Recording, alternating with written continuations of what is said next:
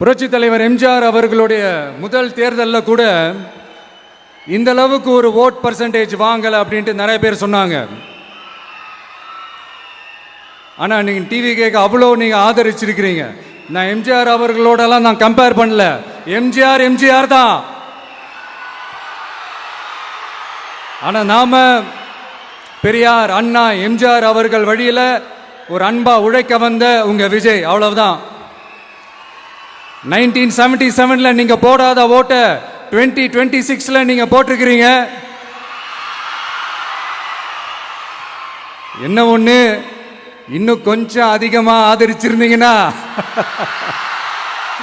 கொஞ்சம் நல்லா வந்திருக்கும்.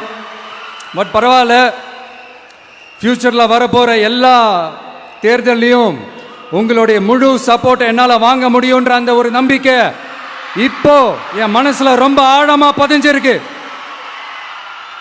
ஏன்னா நீங்க அமைச்சு கொடுத்திருக்கிற இந்த ஆட்சியில எல்லா நன்மைகளையும் நீங்க கண்கூடா பார்க்க தான் போறீங்க அப்படின்ற அந்த கான்பிடன்ஸும் இப்ப என் மனசுல ரொம்ப ஆழமா பதிஞ்சிருக்கு. யார் எந்த நிலைமைக்கு எந்த பொசிஷன்ல போனாலும் இந்த கிண்டலும் கேலியுமா பேசுறது இருக்கதானே செய்யும். நம்மளை பற்றி, நம்ம அரசியலை பற்றி, நம்ம பேச்சை பற்றி இந்த கிண்டலும் கிள்ளியமா பேசிட்டு தானே இருப்பாங்க. அவங்க எல்லாருக்குமே என் சைட்லேருந்து ஒரே ஒரு ரிக்வெஸ்ட், தயவு செஞ்சு நிப்பாட்டிடாதீங்க. தயவு செஞ்சு கண்டினியூ பண்ணுங்க.